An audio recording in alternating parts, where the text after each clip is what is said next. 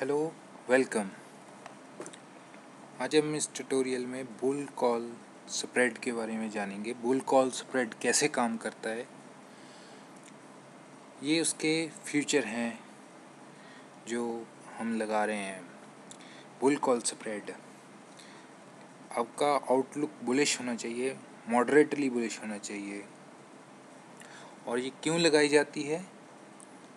As compare to हमें cheap stocks मिलते हैं, चीप लेवल पे इंडेक्स मिलता है, कुछ ज़्यादा देना नहीं पड़ता फ्यूचर का मार्जिन या स्टॉक्स का। तो इसलिए कुछ लोग हेजिंग के लिए भी लगाते हैं इसको। तो इसमें मैक्सिमम लॉस जो होता है लिमिटेड होता है और प्रॉफिट भी ही लिमिटेड होता है। इसमें एक स्पेशल बात कहना चाहता हूँ भी, पैसा बहुत जल्दी नहीं बनता इसमें शार्प मूव आने पे, क्योंकि एक सेल की होती है कॉल, एक बाय की होती है। तो एक प्रॉफिट देती है, एक लॉस देती है। तो धीरे धीरे पैसा बनता है। जहाँ फिर बहुत ज़्यादा इंडेक्स या स्टॉक मूव कर जाए, मान लो 500-600 पॉइंट मूव कर जाए, तब जाके पैसा ज़्यादा बनता है इसमें। और ज़्यादा शार्प मूव से पैसा नहीं बनता, 100 पॉइंट 200 पॉइंट या स्टॉक्स का। तो इसमें ब्रेक इवन होता है लॉन्ग कॉल ऑप्शन का, प्लस जो नेट प्रीमियम आपने पे किया हुआ है।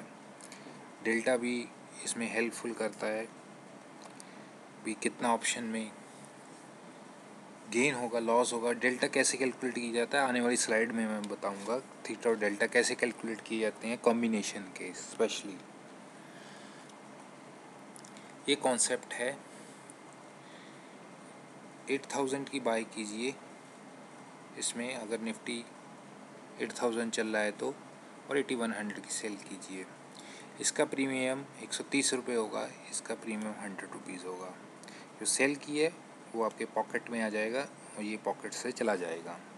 तो 30 पॉइंट का आपका प्रीमियम दिया आपने, ये लॉस है मैक्सिमम। अगर आप नहीं होता, आपका डायरेक्शन में नहीं जाता आपका ऊपर की तरफ।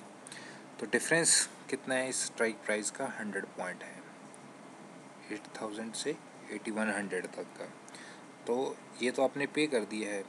अगर ये एक्सपायरी के दिन ऐसे 9000 या 8100 के ऊपर रह जाए तो एक्सपायरी के दिन 70 पॉइंट का आपको प्रॉफिट हो सकता है।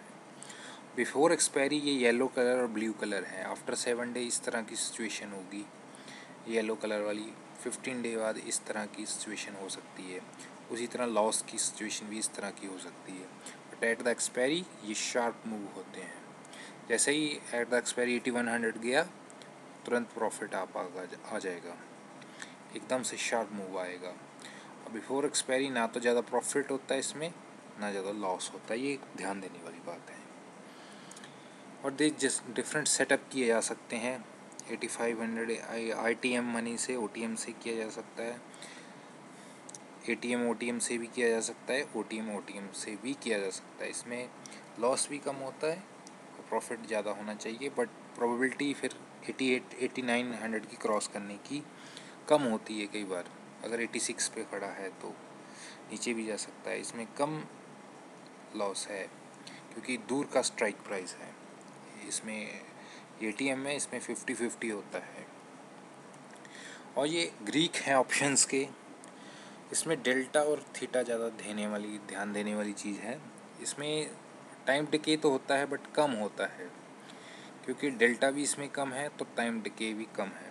तो कैसे कैलकुलेट किया जाता है? अगर थीटा -2 इसका है और 8100 की जो सेल की हुई है, तो ओवरऑल -1 है। एक दिन में 1 पॉइंट ही जाएगा। इसी तरह इसका डेल्टा V 0.6 बाय का है और -4 है सेलिंग का, तो 0.2 नेट हो गया है। तो आपको ज़्यादा पैसा नहीं बनेगा इसमें। तो गामा और नेगेटिव वे का रहता है, इसका कुछ ज़्यादा इम्पैक्ट नहीं होता है।